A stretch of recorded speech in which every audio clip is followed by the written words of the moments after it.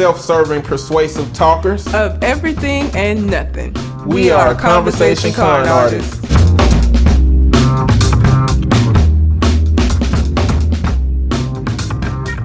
What's going on, people? It's your boy, Mr. On Point. And I am Calamity Red.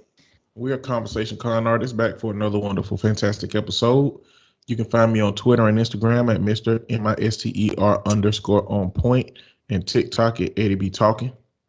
And I can be found at Red_Calamity. Also, we're still doing the listener letter portion of the show. So if you have a question, comment, Reddit letter that you would like for us to answer on the show, you can send it to our Gmail account, which is conversationconartists@gmail.com. Or you can find us on the aforementioned social media, and I think we have one. Yes, Angel sent something on Instagram that she wanted us to respond to, which is a Joe Budden audio clip. I'm going to play it so y'all can hear what we're talking about. What? I have no idea. No, you do the. And even I done walked in the corner and faked like I was putting a condom on before. If you working. What? They're none the wiser. What you mean what? Yes, I did that. You faked the put 1,000%. That was my poor. I'm asking. That was my poor execution of my plan after I mastered it, which was to just bust through the lambskin. Let me go find. I don't know if I ever used a lambskin. Let me go find the thinnest condom in the world. You mastered doing that? Huh? Bust through it? Yeah. You planned to bust through it? Yeah, I'm not having it. Yo, what? Oh man, this guy. Yo, you're a sicko for real, yo. No, I used to be. Oh, okay. Please don't. Please, time for growth. Please don't misrepresent me. What? I have no idea. Yeah, that's very, very problematic. That what he's saying is problematic, but to the motherfuckers in the background just laughing about it, y'all are problematic too. You probably feel like, oh, I didn't say I do it or I don't do it. Yet you laughing, nobody's correcting him. Nobody's like, that's fucked up, Joe. You're like, y'all just giggling at the shit like it's cool. It's not. That is problematic for so many reasons. And what? So whose fault is it? If at any point he caught HIV or AIDS doing that fuck shit, whose fault? You gonna be mad at the girl then? Like, oh, she gave me. No, you, through you doing bullshit, contracted HIV and AIDS. That's what happens. Like, why?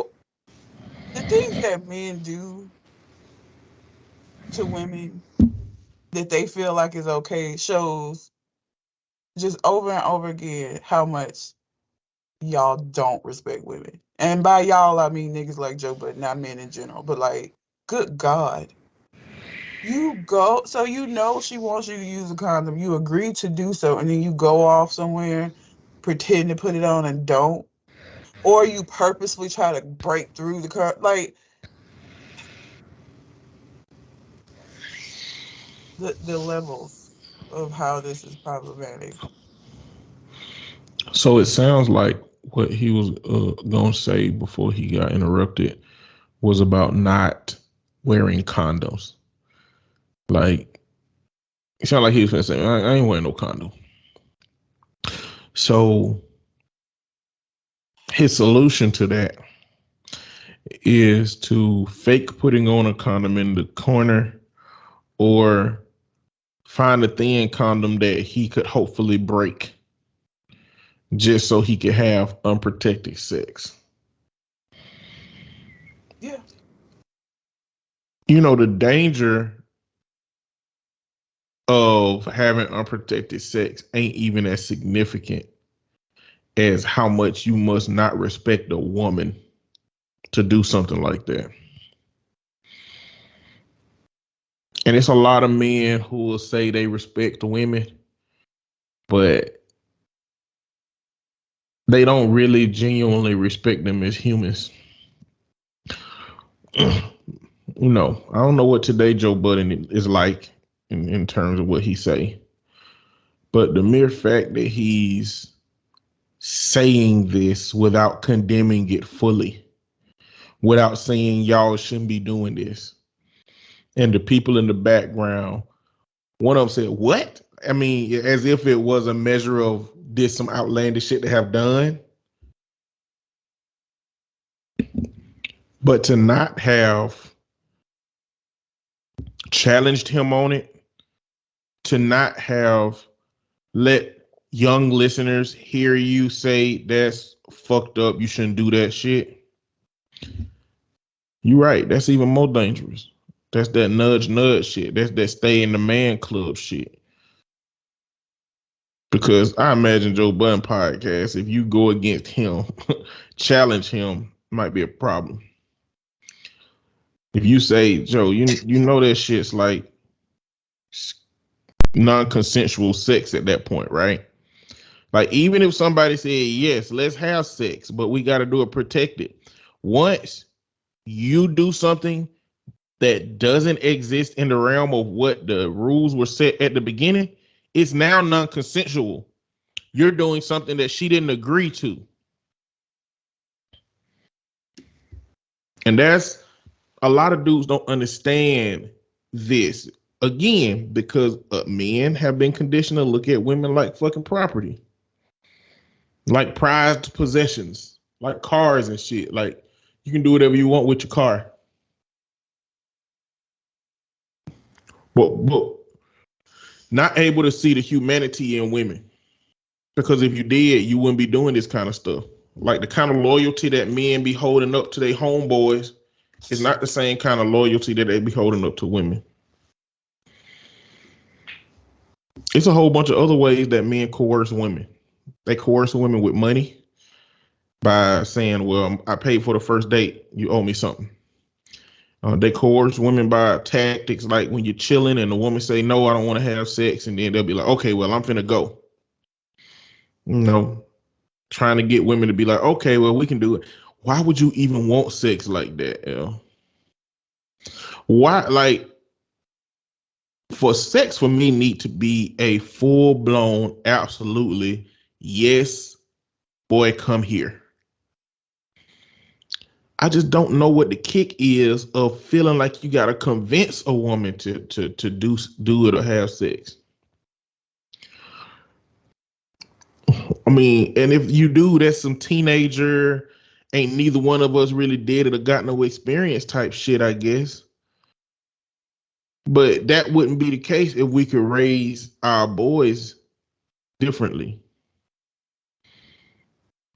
But Joe Budden, you know, is just a consistent encapsulation every now and then of a lot of bullshit that men ain't supposed to been did, ain't supposed to do. And I don't know how many men it is who do shit like that, but it's real fucked up. And that, you know, I wonder if these things are considered different than stealthing, because stealthing is when you're having sex with somebody with the condom on and then you take it off. Or is stealthing just the whole genre of not having a condom on when the woman think you have a condom on? It's the whole genre. I don't think how you're doing it matters. It's the act of doing it. I think. So I think it is still stealthing. How easy, I don't know if you had this experience, but how easy is it to tell when a condom is on versus when a condom is off? I don't know. Never had unprotected Mm-mm. sex in. I mean, I haven't dated a whole lot, and usually it doesn't get to that point anyway. Don't get to no unprotected point if it would. No. But I would imagine. I wouldn't imagine it would be. Especially if the person told you that they did, or you had the expectation that they did, I don't think that it would be different enough in the moment that you would know. I don't think so. I part of me feel like you should know, right?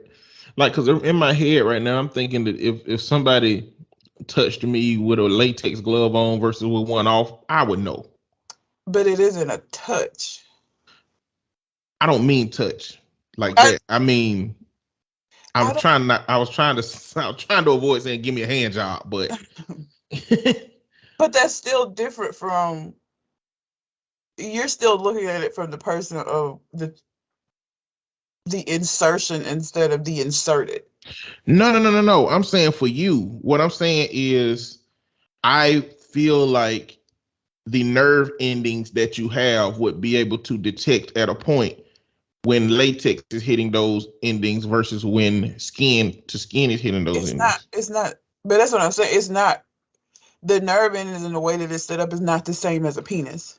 It's not the same. So, I don't know. And maybe it depends on how wet the woman is. But That's any what I'm women, saying. There's too many factors that will go in there that could like keep you from knowing. I feel like. so any women that have experience with this, they're open to saying it and letting us know the experience between a unprotected sex and protected sex. Like, is it that easy to detect the difference? Let us know so we can know. I feel like if it was, niggas gonna get away with it. Like, I feel like we know that already because I feel like they would be getting caught. See, but there are other variables though.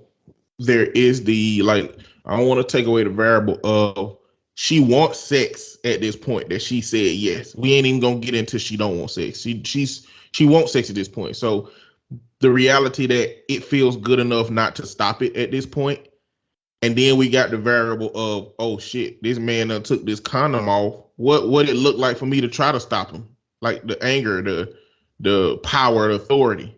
I don't think you would be thinking about that in them. It's like, because a lot of women let stuff happen because they scared of what the man's response be if they say something like that. That's going on all over the place. So it does, but I don't know that would be across the board every woman. Because you're gonna have to beat me. Like, I'm not gonna just lay there. You different. You're gonna have to like physically fight me. You different. It's gonna turn into a whole different situation. You got killer instinct. Like, you naturally like ID channel. You don't force yourself to like it. You naturally like it. You're a different kind of person. But everybody always acts like I'm so strange for that. There are a lot of women that watch that shit. I'm not saying you're strange. Listen to podcasts. Like, I don't even listen to the podcasts and people do. Right. All I'm saying is you different from a grown person that watch My Little Pony. That's all I'm saying. Those women are too. Yeah, like, y'all are different. Y'all are naturally gravitating to it. That you ain't watching it to learn nothing. You are naturally odd. But I mean, I still think there would be enough women who would do something about it, right? Because if that was the case, we wouldn't even know about rape. Because nobody would come forward ever about it. You just be raped, taken, and just not say nothing about it. So I think there would be women who would be like, that was, because how did we even find out about stealthing? How did this become a thing? That it got a because name? Stupid ass niggas like Joe Budden act like it's some goddamn badge of honor between niggas. But that's what I'm saying. I feel like women, even among women, even if they weren't like telling people, I feel like among women we would have known that this was a thing, and we didn't. I don't know. I don't think it's different enough for women. I think it's very different for the man, which is obviously why they doing this fuck shit. But I don't know how different it is for the woman. And I think men are convinced themselves it's that different because it ain't that different, man. I mean, it feel better. Yeah. But it don't feel better enough to override the respect and the value of a person's word and what they told you their desires are. If you're a person who respects women. But if you're a person who sees women for whatever the capabilities that they're able to provide to you, such as sex, such as cleaning your drawers and cooking your meals, and that this is what their purpose is, it's different enough for that nigga. For somebody who isn't respectful of women, it don't take much for them. It don't have to be substantially different for them kind of niggas. That's so fucking, like, Joe Budden is a trash ass nigga. I mean, it's not like this ain't the first fuck thing that he said. He's a terrible person. I think part of his shtick is being a terrible person. Like, he cool with it. Unfortunately. He keep getting away with it too. Yeah. Yeah. And so he's just gonna keep doing it.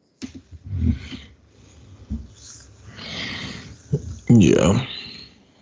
So So that's terrible. And You know, I was talking to somebody about this, and the first time I had sex, my condom broke. I was terrified, that's how you're supposed to be. and I didn't know, it was broke. Like the difference between while you having sex, the difference between having sex. Because I don't know when it broke. I would think that at some point I'd recognize it, but I don't. I didn't. And she was 23 and I was 16, so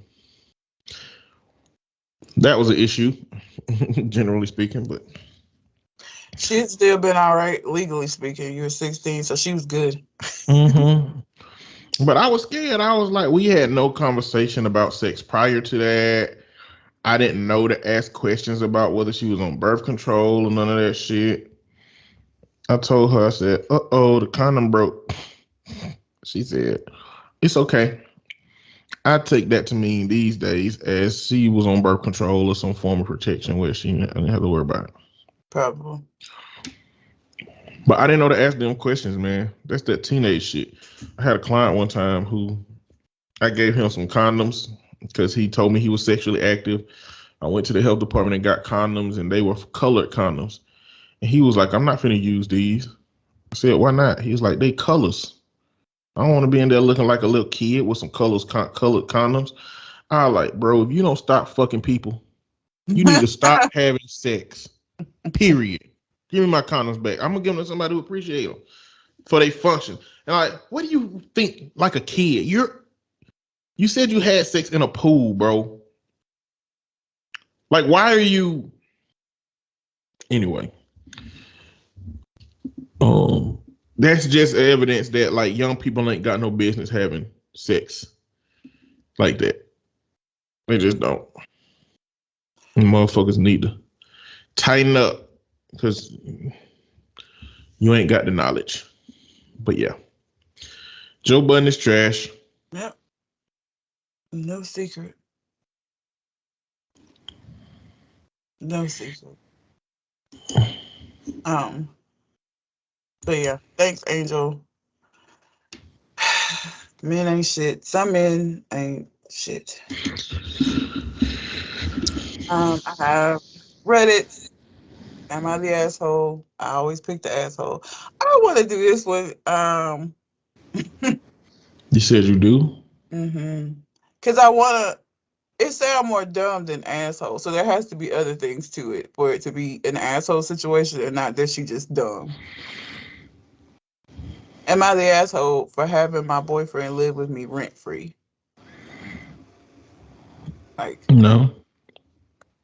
Well, yeah, that's what I'm saying. Like, normally that wouldn't be the case. So it has to be some other factors that make her feel like she's being an asshole for it. I just want to know what the other factors are. They're both 20. No. She's 20. She got 2 female roommates. No.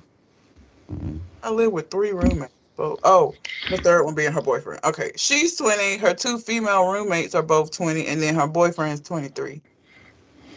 So you living with roommates and this nigga not paying. That's why you the asshole. Okay.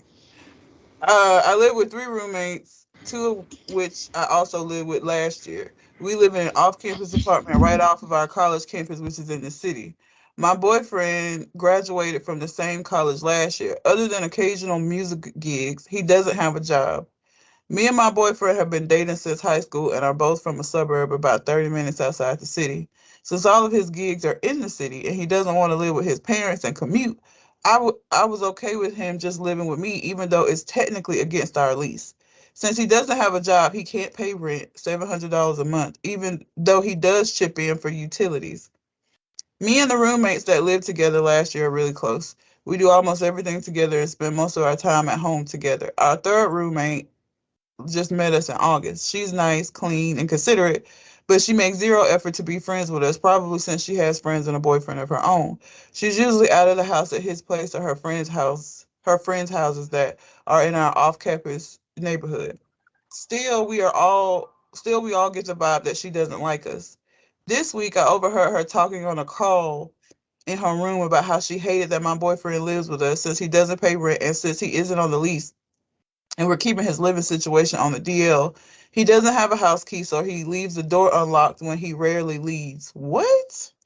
However, she also hates that he's there all day. She said he takes up the kitchen for hours and acts weird toward her when she has to go in there alone with him. I don't believe this. She resents having to split rent 4 ways when there's 5 people living there and is considering taking it to the landlord, which could get me and him evicted.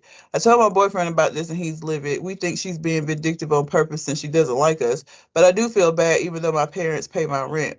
My other 2 roommates love my boyfriend as much as they love me, and the 4 of us, me, 2 roomies, and boyfriend, are incredibly close. I can't imagine my boyfriend and I being separated since this girl wants to make a big deal out of nothing. So am I the asshole for housing my long-term partner when he has no good option? But he does have another option. 30 minutes is nothing. His parents live 30 minutes outside of the city. 30 minutes ain't shit. I thought you was gonna say he was like, 8 hours away or something. He lives 30 minutes outside of the city. And how you gonna say this girl is an asshole because she don't want the so when I lived on campus when I was in college, I became an RA, and one of the main fucking problems that residents will come to me with was people keeping significant, and most of the time it was girls. Dudes usually didn't have their girls in their room like that, but like girls would like let niggas almost move into their room, and the roommates felt uncomfortable because this is supposed to be a situation where this is their home, they can walk around how they want to because it's just other girls in there, and then this nigga on the couch every morning eating cereal and watching TV in the common room. And so it would always become a problem eventually where the roommates were like, he needs to go. He ain't even supposed to be here. Because they weren't supposed to have like overnight guests of the opposite sex. And dude would be there for like weeks. On end. Like you gotta be respectful of your roommates. That's one of the caveats of having roommates. Is that you wanna just live with your boyfriend and get a spot. Because if y'all advertise that room and just wanted somebody to come in and split the rent, she ain't gotta be cool with y'all. She don't have to be friends with y'all. She paying her rent. If she paying the shit she's supposed to pay and she ain't causing no problems, she ain't gotta be friends with y'all. Y'all wanted to have this fucking the TV show Friends kind of a situation, and she ain't with it. She already had her own life. She just needed somewhere to stay. She don't have to be friends with y'all. Like your whole reason for her being a dick is because she don't want to be friends with y'all. But like, she ain't gotta be. She gotta pay her rent. Mind her fucking business, which it sounds like she been doing up until the point that you moved this nigga in. How you gonna tell her he don't make her uncomfortable? You don't know her life or what situation she could have going on that would make it uncomfortable for her to walk in and it's just a nigga in the house all the time. She don't even have her boyfriend over like that, because if she did, you would have mentioned that. Sorry, you're being an asshole. And you probably finna get kicked out. she gonna snitch on y'all. And I don't know if that's gonna cause problems for the other roommates.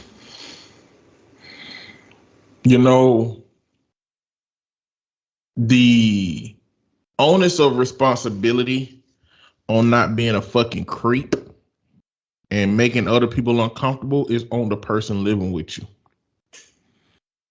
Like, I think that those people need to be held accountable. Now, this though gets into philosophy of the situation.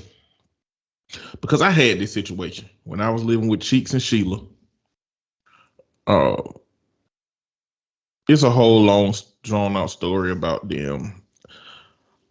Red, I don't know if you remember when I was living with Zach. White boy? Yeah. Yeah. And I don't think it might have been in the same building you was in. No, it wasn't in the same. I don't know. I don't think we ever lived in the same building. Where did I live? Did you meet me while I was living with Sheila and Cheeks? I think so. Because I think I lived in your building before you moved in there. And then I had moved out of there into the other one with Cheeks and Sheila by the time we met. I think you were living with them. But I feel like you talked about Zach. Maybe that's why I know who he is. But like, I probably did, because his brother was the most disgusting motherfucker I ever seen in my life. But was he the one whose parents were like paying? They were rich. Yeah, they paid. Yeah. They didn't pay my rent. But they paid up when he moved out? When he moved out, they bought me like 6 months worth of money and said, here you go. Here go the rest of his rent. And so I let Cheeks and Sheila move in with me for free because I had the money. I just never been a greedy ass, I'm going to take all I can type dude. I was like, look, y'all come stay with me for free. It's fine. That's why I remember the story. Then we moved. That ain't even like, again, that's me not being greedy, being generous to some friends. And then we moved over to the other place we was in. And both of them was living in a room. And the argument about rent cost was, no, you're paying for your room. We paying for this room. So we not all, it's not Eddie, Cheeks, and Sheila. It's Eddie and then Cheeks and Sheila. So I was making enough money back then not to care. I was like, okay, we split it in half. You know, but now I'm like, that should have been 3 ways. What kind of friends you got if they would extract from you like that? You know what I'm saying? Is part of what I'm saying. Like, where is the consideration? I come to learn that Cheeks and Sheila ain't really very considerate people in a lot of different ways. But that comes back to that philosophy. If you believe that she's renting that room out, then it don't matter if she got 5 people in that room. That room is still getting paid for. But if you believe that everybody who lives in a space should be giving the same amount of money, then that's different. Until one of them felt like everybody should be giving up space. Everybody who has a place here should be giving up money for it. I could see that if the person only stayed in your room, but he doesn't.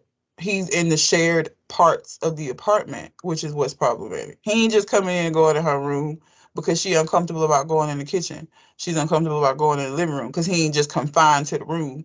And she said herself, he there all the time, because when she was saying she's complaining about him leaving the door open when he leaves, but she said he rarely leaves, which means he there all the goddamn time. So that's it's like you can make that argument. However, that's only if he gonna stay confined to your room. But if he out here roaming around in the common space, then no.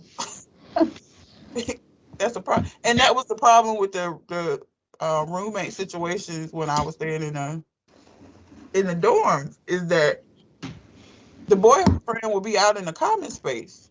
So like you gotta put more clothes on to come out there than you normally would, because this nigga's sitting out there.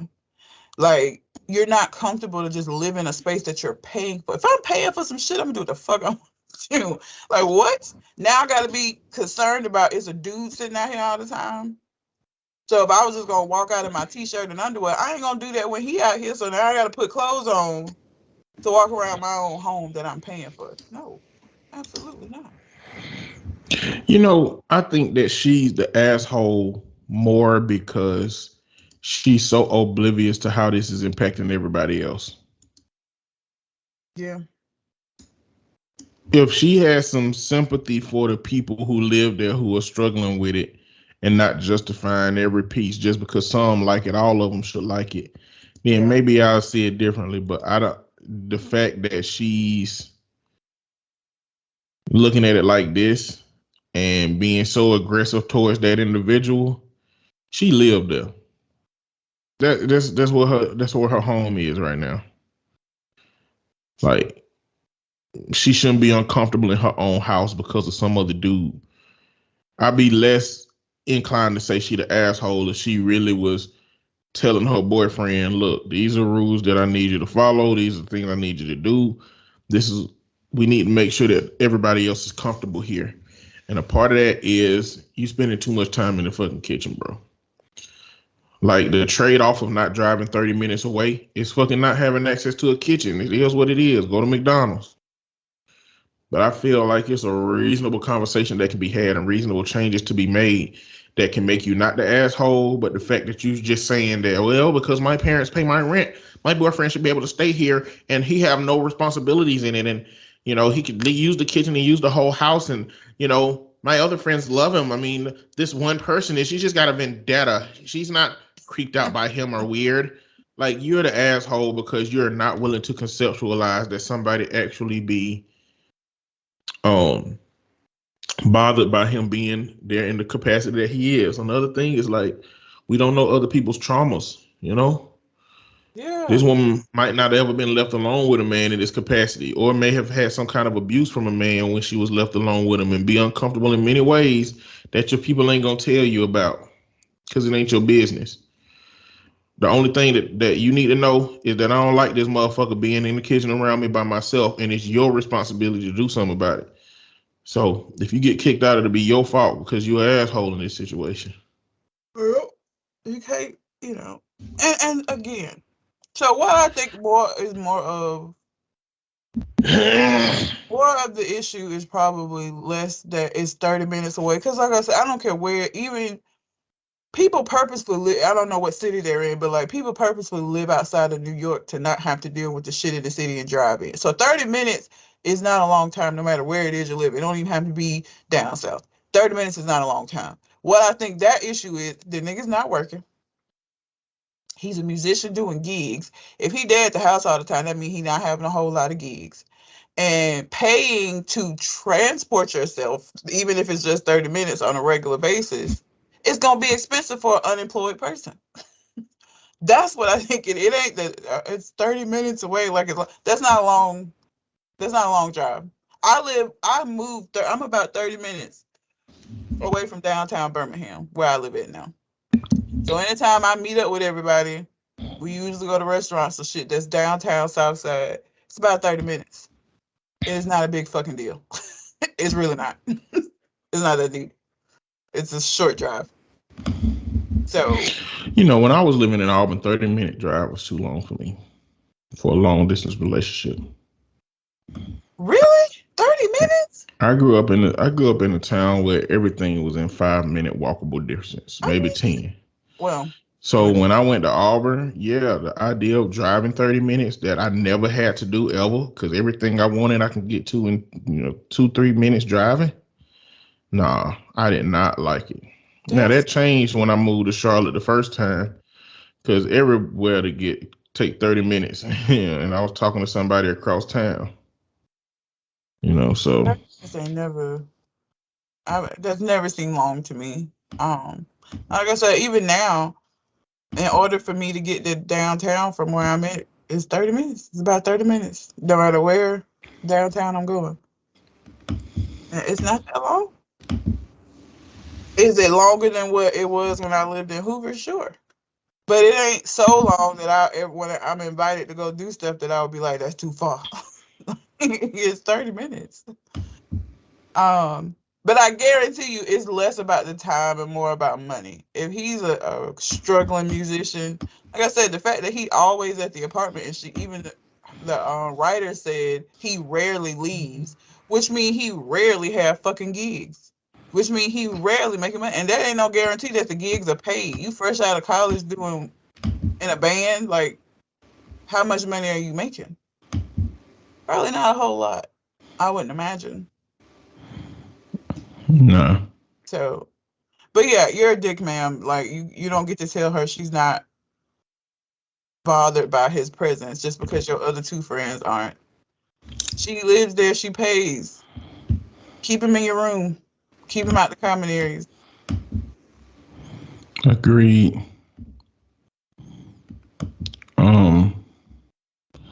My husband confessed to having sex with his female coworker after she dared him to.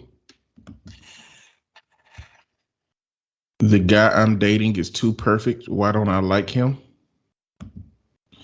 Am I the asshole for being upset that I can't see my boyfriend's kids?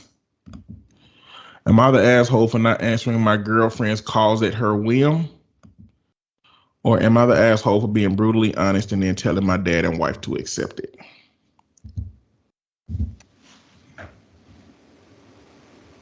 I feel like the first one is gonna really make me angry. Mm-hmm.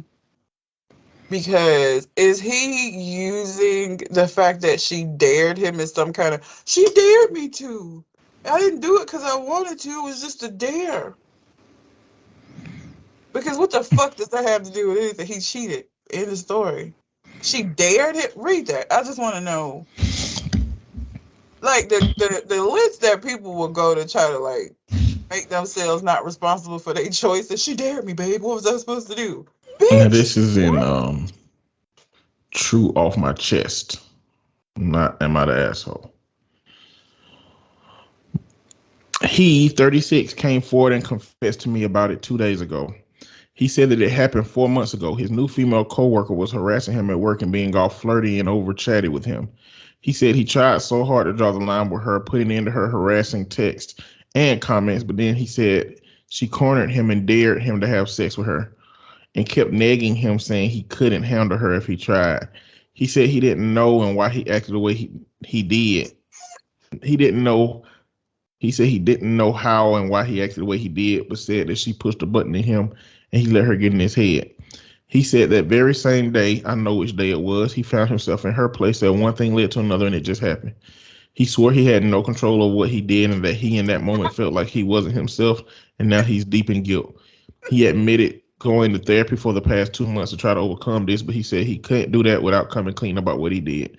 In the middle of all my shock and disappointment, he's begging me to help him rebuild my trust in him and give him a chance. He also offered to quit his job if that's what I want, but I don't know. I did not give an answer. I'm just still in shock. I guess don't know how to handle this. Although I haven't seen him since the confession, he hasn't stopped trying to speak to me. Sir. So let me get so a new bitch starts working at your office. She starts flirting with you, sending you text messages that are unwanted, so to say. And your solution to this person who continues to harass you sexually is to have sex with them. Make that make motherfucking sense. How do you sound? She said I couldn't handle her, so I had to show her I could. What? What do you want me to do with it? Why? Like, you should have just came in here and started packing your shit, then told me this story and continued to leave, because that's exactly what the fuck is about to happen. I don't care if you quit your job or not. This whole situation shows that there is something wrong with you. What happened when the next bitch start there? Or you gonna be the new person at your next job? What happens if somebody come up to there at your next job and do this shit? Like, this is the stupidest shit I've ever heard. This is the stupidest justification for cheating that I've ever heard in my life. I don't know what happened. It's just, you do know what happened. You fucked her. We both know what happened. You want to justify it by saying she goes into it, and so therefore it's her fault. We are in a long line of people who are making the worst excuses for having sex outside of their marriage. So go to you at work. You got in the car, drove to her place. At no point during that drive did you say, "What the fuck am I doing? I don't need to do this shit." No, you drove all the way to her place and went in and fucked her.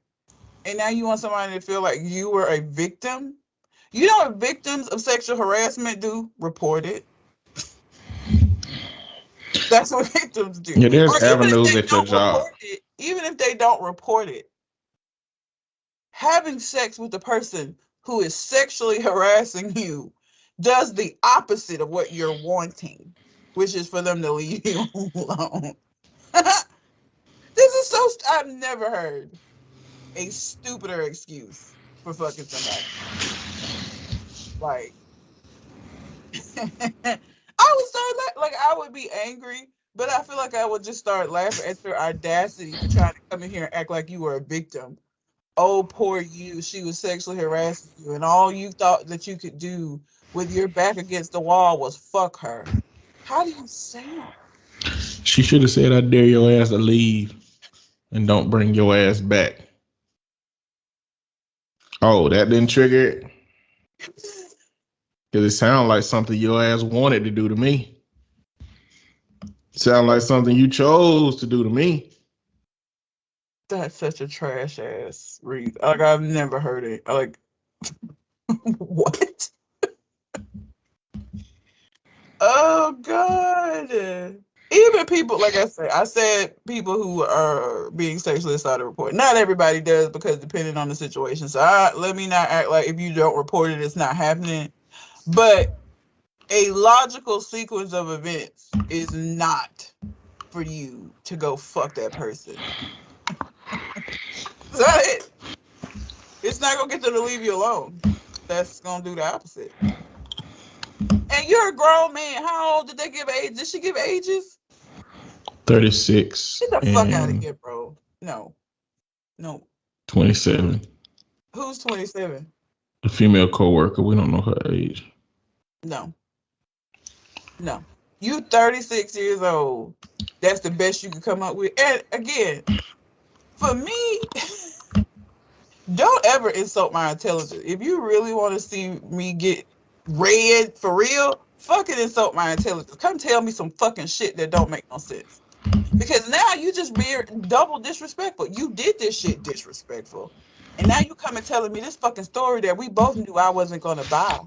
It's disrespectful. This is how much you think of me, that this was all you thought. I'm going to hit her with this and she's going to forgive me. Fuck out of here. Are you serious? You can't be. You can do what you want, ma'am. And he going to counseling. What? For what? What are his therapeutic goals in counseling for fucking his coworker? Dealing with his own fucking guilt. Like, I can't believe I did that. I need help. Not my wife. He made two mistakes. He made multiple mistakes. The first mistake is he let this woman get in his head. All right. Number two, he actually had sex with the woman. 3, you told your wife. You know, you if you ain't the kind of person that got enough skin in the game to be able to cheat, hide it from your wife, and stay who you was for your wife the whole time, then you don't need to be fucking cheating, okay? God damn. Now, clearly, I don't agree with cheating at all, period. But, you know, I mean, I've had people come to me about cheating, therapeutic. Sure, you have too. It never like this. No. This is a rare occurrence. Like I'll be surprised if. What I would say if I had a client come in and be like, I was being harassed at work. She kept sending me text messages and she kept making all these flirty gestures. And then one day she just cornered me and double dog dared me to have sex with her. Bitch, what? Excuse me? Yeah. Not a good look. You sound stupid. He sounds stupid. It's the dumbest thing I've ever heard. It's like, it's one of those situations where, okay, I thought my husband was smart. My husband's stupid. I mean, stupid. Like he bottom of the barrel. Worse. That is the worst excuse I've ever heard, for sure, bar none. Like, my nigga. And again, it's disrespectful. Like, if you're gonna come at me with something, then you need to make sure it's gonna make sense. Because if you're telling me dumb shit, then I'm gonna feel like you think I'm dumb, that I was even gonna buy this. And now we got a whole nother problem, because how the fuck dare you think that this was gonna be okay? But I don't think you're dumb. I don't think you're dumb, wife.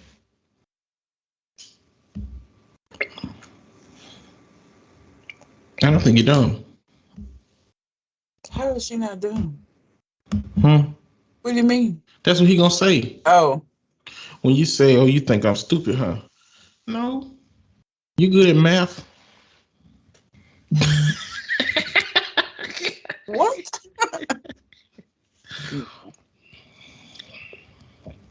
This one of them situations where, like, I would be mad, but also just, like, laughing. Like, get the fuck out. Get out right now.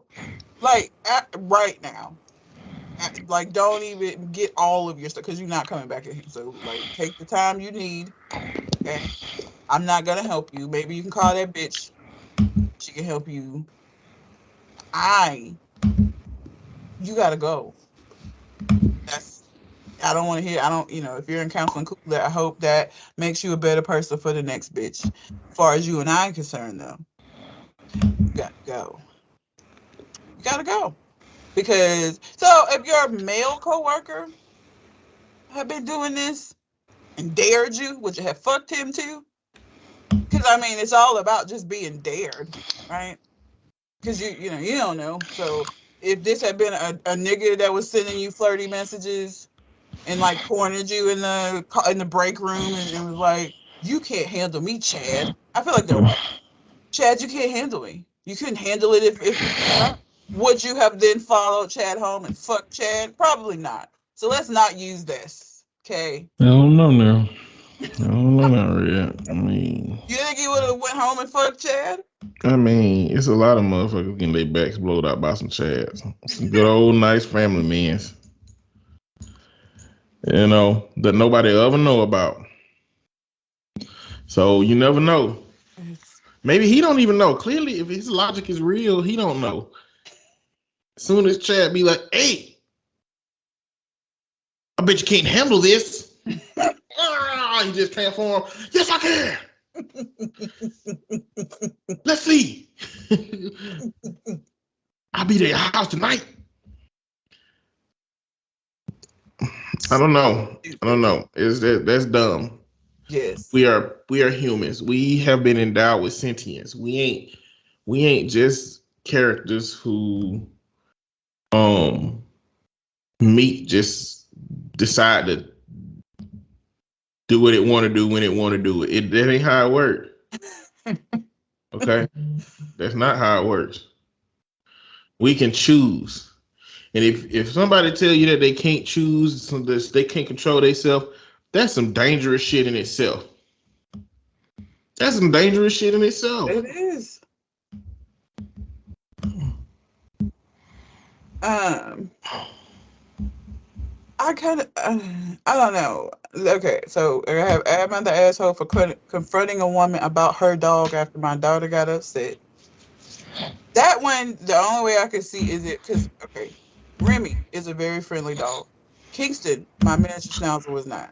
I would be walking Kingston and people would have their kids and they would be like, "Oh, can she pet him?" And I would be like, "No." And most people would just be like, "Okay." But then every now and then you have people like, "Well, why not?" Bitch, because he gonna bite your fucking kid. Well, if I tell you no, he's a dog. Common sense says that I don't trust that he's, that your kid is even gonna come.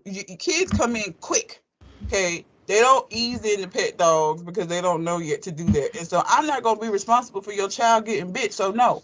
And even with Remy being friendly, kids are unpredictable and I just don't know. I'm never going to be responsible for him biting nobody's fucking child. So I always say no. Most people are respectful of that and they know like, oh, okay, well maybe, he's not as friendly as he looks. But like every now and then you'll have somebody that question that shit. Bitch, does it matter? I said no. Keep you and Becky walking. Like, yo, you don't have rights to pet my fucking dog. Like, get her a dog if you want her to be able to pet dogs. But she don't have to pet this. The fuck is you, like, get out of here. Okay. You sound crazy. Sound like you want to do that one.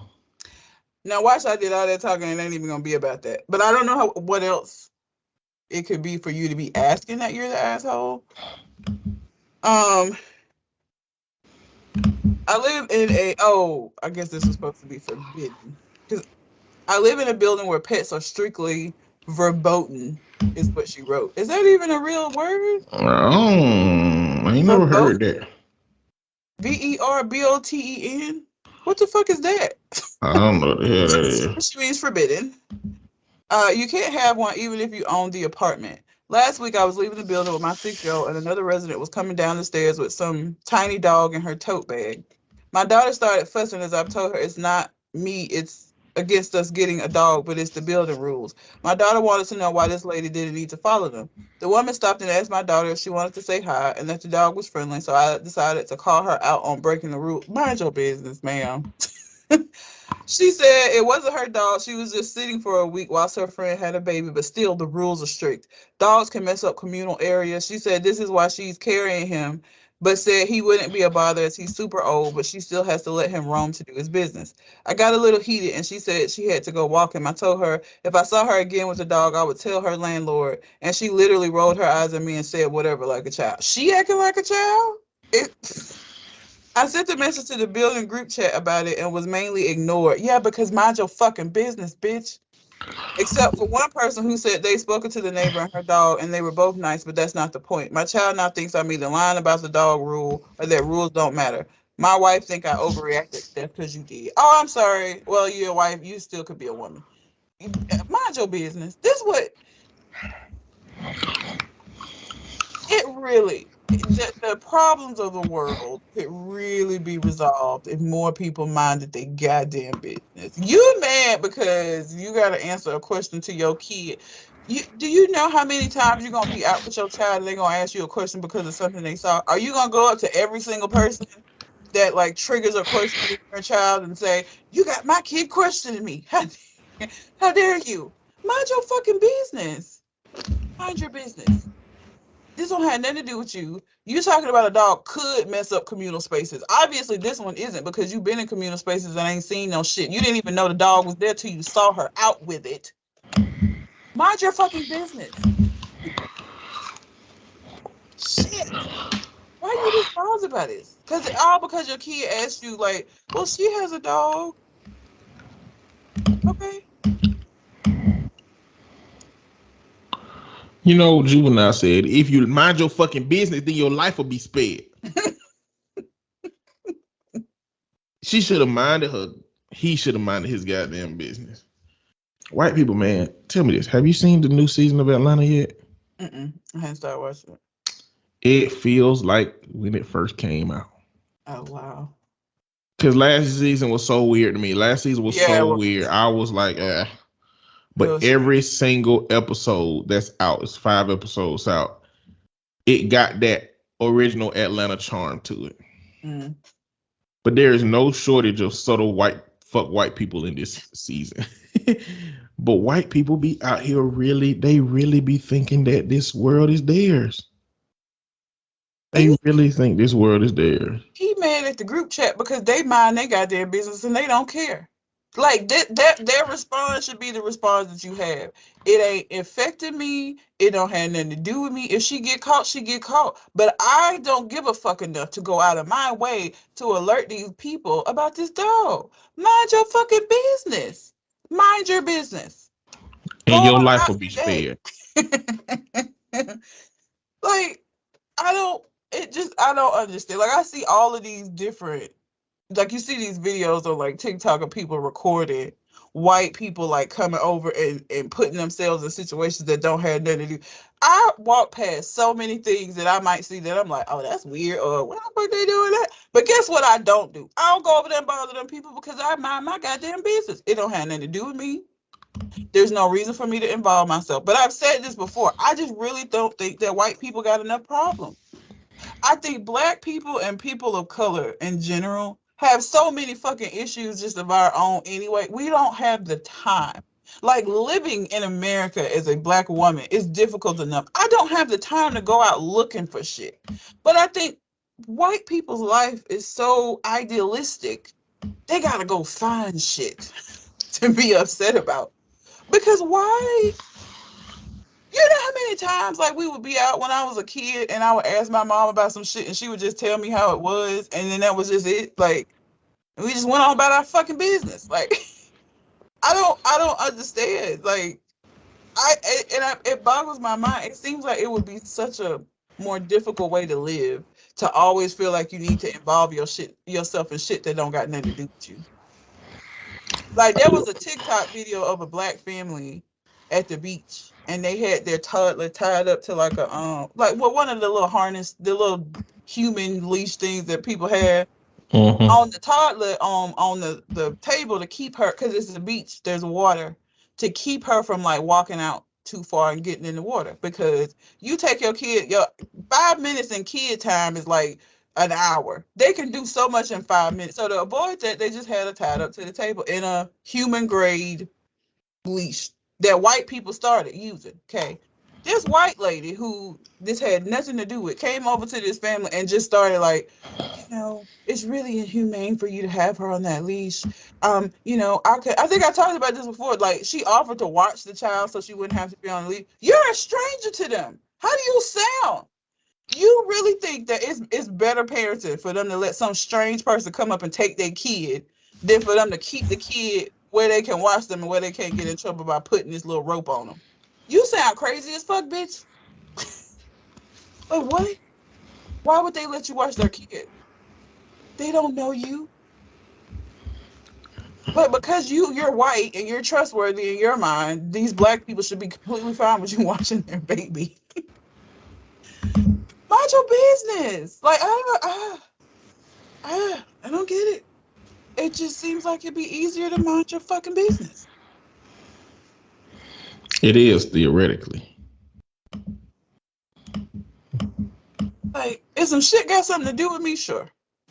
Or if it's my, as a therapist, I am a legal mandatory reporter of child abuse. Even if I wasn't, I would still report child abuse. But like legally, I'm supposed to do that. So in situations like that, sure. And then that's still reporting it to these other people and not me inserting myself in situations with the parent. I'm supposed to make a report to the people who do investigate this shit. Like, well, I don't get it.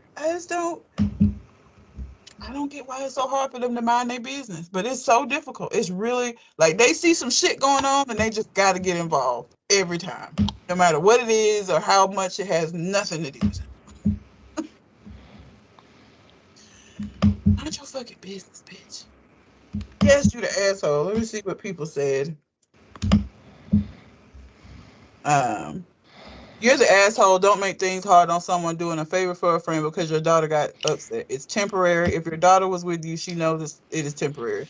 Explain it to her again. Just don't be that person that makes life harder for someone else over something that doesn't actually impact you in anything but a superficial way.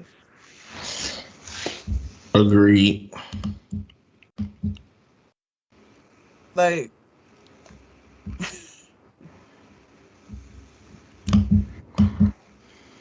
oh my God, people. That's okay. I ain't got time for these motherfuckers. No. Do you have another one you want to do? Yeah. I want to do that last one. That was another one I felt like. Brutal honesty. Yeah, because when people say that, it usually that's a code for I said some fucked up shit and people got mad. But I was just being honest. Okay.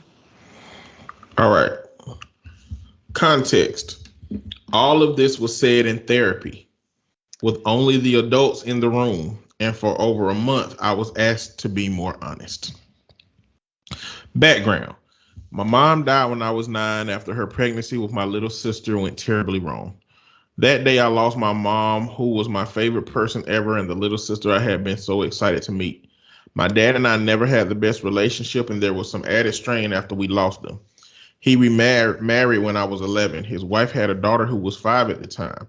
Before my dad, she had never had a father figure in her life. She was an only child, also of no extended family, and never had much stability. Because of this, she really looked up to me and wanted me to be her big brother. My dad and his wife, while they were dating, had talked me up to her and had her led to believe that I wanted to be her big brother and that I already loved her and so was so excited to have a little sister. This was not true. The truth was that I was enraged. My dad thought I would sign up to be a big brother to any kid just because I had been excited about my little sister.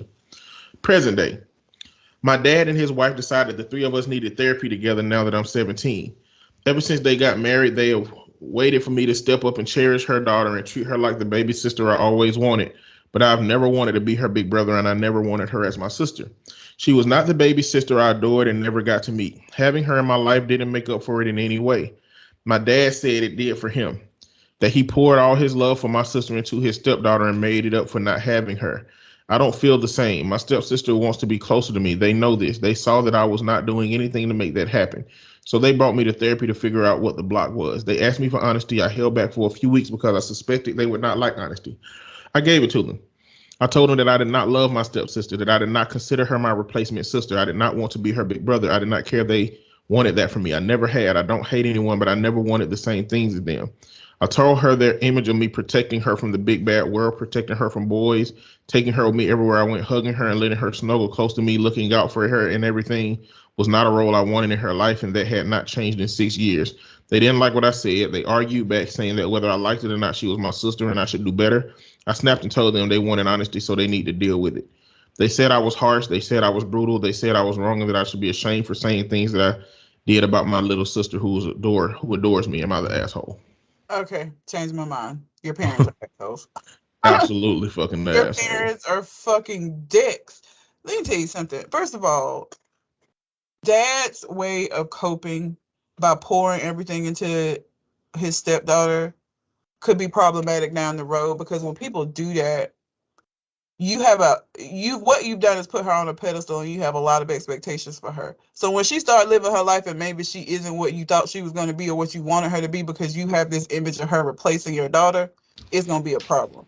Nobody is a replacement for somebody that you lost. You shouldn't even be looking at people like that. That's not healthy. Like, the way he's looking at it, the 17-year-old makes more sense. Like, she's not his replacement. Now, that doesn't mean he couldn't have developed a relationship with her. But when it's being pushed on you that she's your replacement sister, you really need to do this shit. Of course, you ain't gonna want to do it. And I get why there would have been a block there for him building a relationship with her when he's constantly being told she gonna replace this person that he loved and was looking forward to being with. So I get that. I mean, again, he could have developed some kind of relationship with her, but I get why he didn't. But the parents, y'all are dicks. You can't do that. You can't force a relationship between people. You don't get to like cultivate that because you want it to be a certain way. And his grief, his process of grieving didn't look like Dad's. Like I said, I don't know that Dad's was healthy, because it creates a lot of unrealistic expectations for that stepdaughter.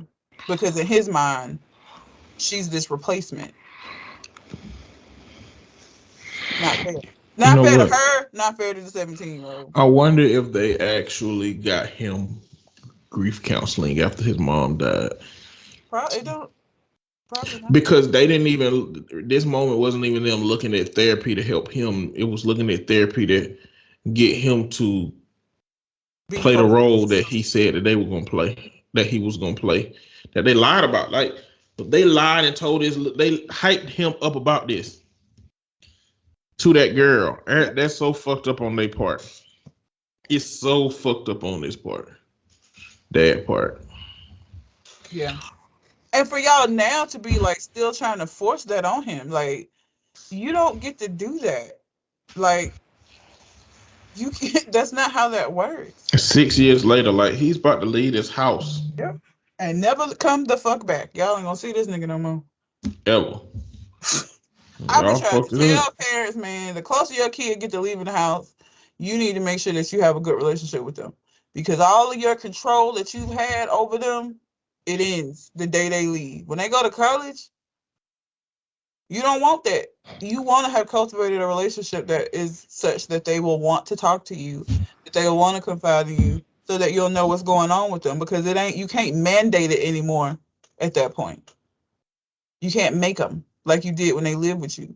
And if that was your whole way of like getting information, is because you live in my house, what you gonna do when that ain't the case no more? Now you're fucked. Mm-hmm. Like, he's never gonna come back and visit these parents, because all y'all have done for the duration of the last 6 years of his life anyway, have made him feel bad about not being this thing that he never said he wanted to be. And y'all should, again, instead of just saying, encouraging a healthy relationship between him and his sister, y'all want to make it this idealistic version, perfect, and that it was never going to be that. It was never going to be that. Your parents are dicks, but not you. Parents are rocks, though. That's a terrible thing to do. You didn't even let him grieve. at all. That's awful. And when it's clear that he has these problems, like y'all want the outcome you want more than you want to help him with the issues that lead him to feeling this way. Yep.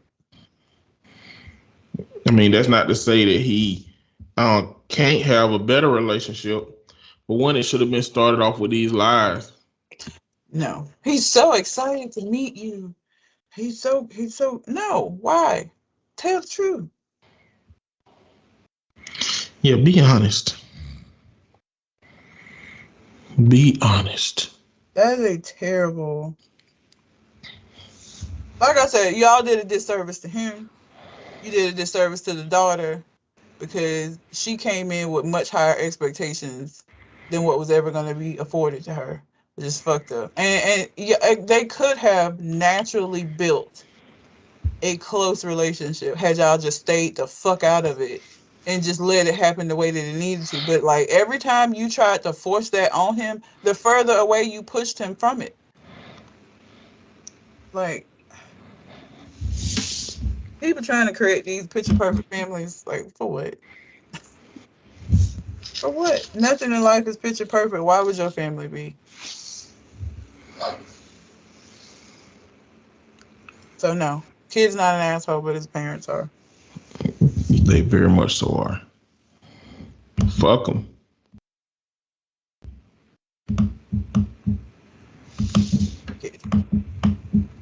Say what? I said poor kid. I guess we go into news. Do you have some? Something light. You can start up. If you have a question, comment, Reddit letter that you would like for us to respond to on the show, you can send it to our Gmail account, which is conversationconartist@gmail.com, or you can send it to our social media. Let me start off slow. JJ Icefish has got a wife. Oh, let's go see what she looked like. JJ Icefish. Yeah, she's actually pretty. He got his teeth fixed. He doesn't have the gap in his teeth anymore. He actually looks pretty normal in the picture with her. Ain't nothing wrong with gaps. No, the gap had nothing to do, but he did not look normal because he wasn't. And the gap didn't have nothing to do with it. I just mentioned the gap because it's noticeable that it's not there because it was such a large gap. Oh, Yeah. No, he still got that chin strap sideburn. Well, he's gonna beat him, but like he still look like he was in the special class a little bit. I'm sure he was in the special class. But I'm saying it's a way to not look like he was in the special class. I don't know. I think you can have it so bad that like you gonna always look like that, but just like a better. I think he looks like a better version. He looked like the kid in the special class that like grew up and like made something of himself. And he still looked like he was in the special classes. But she's made pretty. A little bit of himself. She not. There's a level of pretty that she could have been that I would have been like, what? But like they look like they make sense together. If that makes sense. She's attractive. So I swipe right on the app. She's pretty, yeah. But she's like girl next door. She not Instagram model pretty. That would have been questionable. Like I feel like she looked like somebody he would have access to that wasn't just because of the money he made off of. Because he was on Wild and Out and all kind of shit at the height of that JJ Icefish shit. Yeah. So he made a little bit of money during that time.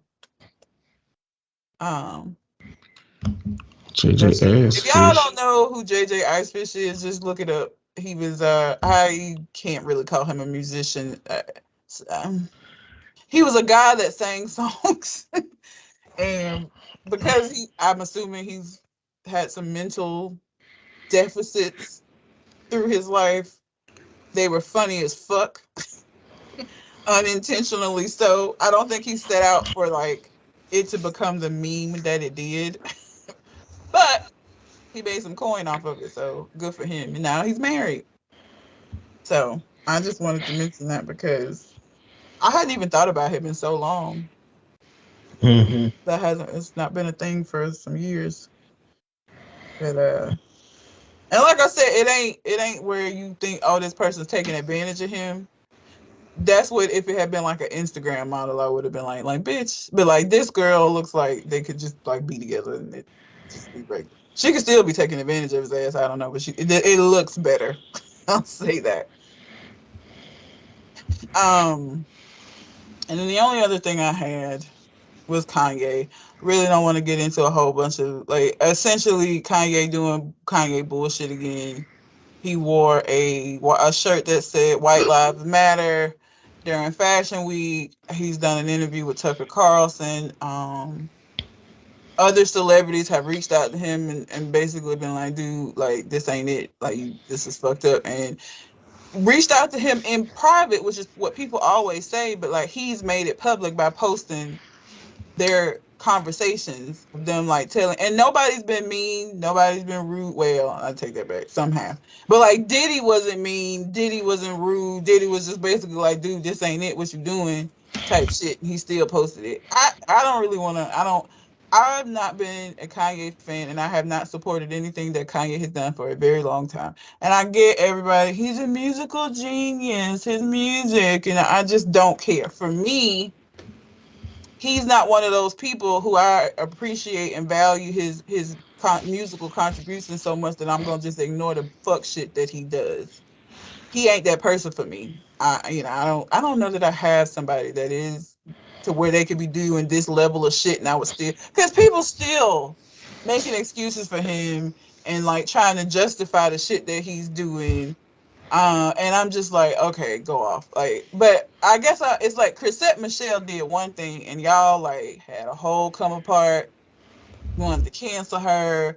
Oh, she went and sang for Trump. Kanye has been up Trump's asshole for a very long time, but because he's a musical genius, okay, y'all don't care. This nigga said slavery was a choice. Y'all don't care. It doesn't matter, because like I don't know at what point his musical contributions don't fucking outweigh this bullshit that he's putting out here. But whatever. Kanye gonna Kanye. As long as y'all keep giving him attention, he gonna keep doing it, because Kanye is that toddler. When the grown people in the living room trying to have a conversation, the toddler come in there trying to dance and get attention. He's a toddler at this point, who every now and then has to come running out in the living room to get some fucking attention. As long as y'all keep giving it to him, he gonna keep doing this shit. I did not watch him on Tucker Carlson, because at this point, I know enough to know that if you go and talk to Tucker Carlson on Fox News, ain't nothing you gonna say gonna be some shit that is not gonna enrage me. So I don't watch Fox News. I don't watch clips of Fox News, because I already know what it's gonna be. So I did not watch it. But even with me not watching it, I already know he said some fuck shit, because you would have to in order for them to invite you on that show. You don't see them inviting none of these other influential people who are not pro-Trump onto the shows. So that gave me enough information that I need to know. But like, I'm just tired. Like I see his name and just be like, ugh. That's it. And again, I don't give a fuck how banging his next album is. I'm not supporting that shit. Haven't supported any of his, like I said, in a while. I just don't care. Like at this point, I'm tired of Kanye. I'm really tired. I wish he would go away. I don't care about his mental health. Please don't know about his. I don't give a fuck about that no more. Please don't say that to me. I don't care, because at a point when you're not getting help, or you're coming off your meds or whatever, you cannot continue to use that shit to justify the shit you're doing. You're not actively trying to fix it. So I don't want to hear that shit. Okay? No. Yeah. Legally, if somebody has a mental health disorder that causes them to do illegal shit, and then they come off their medicine and continue doing that shit, you're not going to get insanity again. Okay? Not. You cannot have something and not treat it and then want people to feel bad about it, or like give you passes for shit you're doing. Fuck you, nigga. That's how I feel about Kanye right now. So it is what it is. Y'all gonna keep giving him attention. He gonna keep doing it. Kanye's gonna be a troll for as long as y'all allow him to troll. And that's it. Okay. The only thing I got to add to that really is, at a certain point, what you do for attention and what you're willing to do for attention can be detrimental. Like if a country is willing to get attention by using a nuclear warhead, then it can still be problematic. And what Kanye is doing is he's willing to trade away blackness in the black community for that attention, which is getting to a point of frustration because he never talks shit about white folks when it comes to the attention he's trying to get. Unless it's Kardashians. Because he'll use black, like when that first started with him and Kim. Oh, my black children, she's doing this to my black kids. She's keeping my kids from learning their blackness. All pro-black and shit when it came to talking shit about Kim them. It's like it's a convenient thing for him to bring it up. And when it's not convenient anymore, we're back to White Lives Matter. Like, okay, boy. It's very intentional. It's very intentional. And even if it's out of control, you got enough control not to harm what you don't want to be harmed. I've worked with kids who they would get mad and they would start destroying stuff in their house, but coincidentally would never could destroy stuff in their room. Not they shit, but everything else. Everything else was up for grab, and this very much feels like that. It's like I know what's expendable for my career, and it's sad that we live in a society where black perception can be invalidated for clout.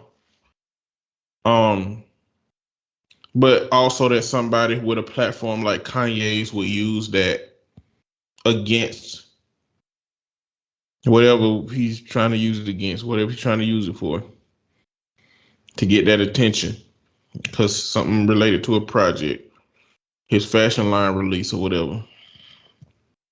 Or maybe he got some new music about to come out. Whatever it is that got him doing that like he's doing it. It's fucked up, and I don't like it. You just get tired after a while. Like I said, but I think collectively everybody has to get tired. And the people who still are in support, buying all of that shit of his music, the clothing, I don't even. Music, if you think he's a genius or whatever, cool. But like, I'm convinced that motherfuckers that be buying Kanye West like clothing is buying it because it's hyped up and it's not because you actually think that shit look good. You can't possibly, man. I could become a millionaire tomorrow.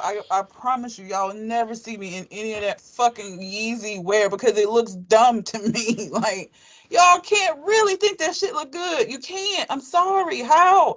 Them little plastic ass shoes that y'all be rocking, I don't get it. Like, I really feel like if some regular person came out with them designs, people would clown the fuck out of them because it's stupid. But because Kanye did it, y'all walking around in these, like, I don't even know how to describe them, any of the shoes. Them slides look like prison slides. Like, I don't know if y'all have ever seen, like, the shower shoes that prisoners wear. Them slides that y'all walk around in look like them fucking prison shower slippers. That's what they look like. The first time I saw them, I was like, them look like prison shoes. And y'all just paying absorbent amounts of money for that shit because Kanye made it. Oh, Jesus. I don't get it. But I'm tired at this point. Like, I'm about to mute all my social media of any mention of him. Because I'm tired. I don't give a fuck. I don't care. I've just reached my limit with him and his shenanigans, and y'all gonna keep supporting him, and I know that. And so, like, at this point, I'm just kind of like, whatever, man. But I do, Chris said, y'all really drugged the fuck out of her for that one thing. Y'all just letting this nigga do whatever the guy he goddamn want to do. And it's okay because he's a musical genius. All right. I mean, they drugged the fuck out of Chris about that performing at his inauguration. Man, Chris did all that shit. That was all short-sighted. It was? She shouldn't have did it. She shouldn't have, but she did not receive the same energy. But I think, yeah, but you know, she ain't got Kanye catalog. And the way that she felt like she did, and in that Basquiat she wore was supposed to be her standing up. Like, her response to it was problematic. She would have said, I'm sorry, black community, I fucked up. I'm going to do some shows around the country for free or some shit. She probably done had 3 more albums out by now. But she would have had to do that. Kanye's not done that at all, and nobody cares. But He's it's not Kanye, and the apologizing. evidence that it's Kanye is that Daniel Caesar shit did less. Daniel Caesar just protected his white friends in a little restaurant, and a lot of people canceled him, and still ain't came back from it. Now I fuck with Daniel Caesar, you know. Well, he didn't just protect his friend. Did he say something about he don't understand? I can't remember what it wasn't just No, that. it's like I don't understand why black folks be talking about white people and blah blah blah blah blah. Yeah, that So yeah, definitely could have been phrased better. I ain't giving him up. But He got to do some worse it's shit than still not the that. level of it's still not the level of Kanye. That's what I I'm saying. know. So like I know, so due to Kanye's catalog, what is gonna be enough? What's gonna be the thing? Like how much can he do before it's like the music don't matter? And I don't know that there is I don't even know that there is an amount. I really don't. I don't. I feel like I don't know. I don't know that there is anything he could do. It's His like because diehard fans, they don't give a fuck. everybody treating Kanye like he got the tinfoil on his head. That's why they giving him a pass because of mental health. But again, I don't even want to hear that shit no more because mental health is only undiagnosed mental health, sure. Diagnosed mental health where you know you're supposed to be taking medication and you come off that shit. I don't care. I don't feel bad for you. Yeah. Like, cause that, I mean, what else? You can only use that as an excuse for so long, my dude. Like, I don't even want to hear that mental health shit no more. I don't know. I'm tired of it. He gonna continue to be Kanye and do shenanigans. Y'all gonna keep buying his shit, and we're just gonna keep being back in this place where everybody's outraged for a little while. Then his new project come out, and y'all go buy them slippers, or y'all go and stream that album, or buy whatever the fuck. I don't even remember what them little shits was called. The little things you had to buy to get his last album. The like $400 fucking little whatever it was. I don't even remember what that shit was called. That you had to get the album. People bought that shit. I got one. What is it called? I don't know what it's called, but I got one. My friend bought it for me. Let me see. I don't even remember. But I mean, even Some that. of Discord. Hold on. I mean, it doesn't matter what it's called. You STEM know. player. Okay. But I feel bad. I feel bad for having one at this point. I'm just tired. Like I said, I mean, I'm tired because I know it's just gonna continue because people are gonna continue to support him and use him either being so talented or his mental health as an excuse. And so y'all gonna forever just give him passes. And so at this point, I just don't want to hear about it anymore. Let him do what he want to do. Y'all gonna let him do it. So whatever. I just don't want to hear it because it's not gonna change. He's gonna continue doing this shit till whenever. So I'm just tired at this point. Like I just, because, when we have clients that are non-compliant with medication, again, at a point, it's like, I can't do anything therapeutically to help you when you're not medicated. Yeah. Like, you have to just accept that shit. I don't keep, like, there ain't nothing I can do. If you're going to come off your meds, you're unstable, therapy's not going to be helpful. Yeah. Like, at a point, it's not an excuse no more. I'm sorry. But anyway, that's it. That's all I just had to. I don't have any news that I care to go into myself personally, so. I'm back to, you didn't even see, my hair is red again. Okay. Mostly because, and this sounds so terrible, I really got tired of people stopping me. They were stopping you about the purple hair, but not the red hair?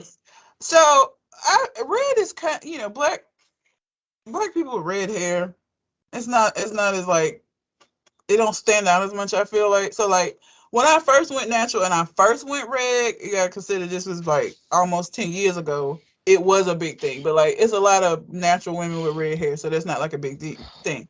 But when my hair was like pink and purple.